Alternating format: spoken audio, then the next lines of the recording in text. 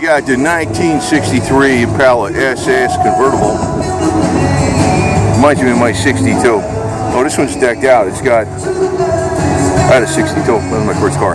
Then they have a fender skirts on it, red interior, console, 4-speed.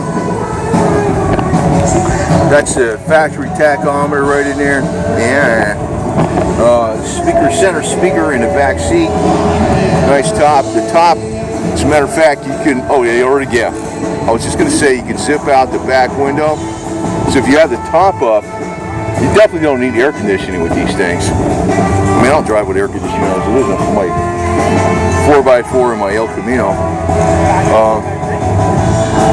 You get that ventilation going right through, like that.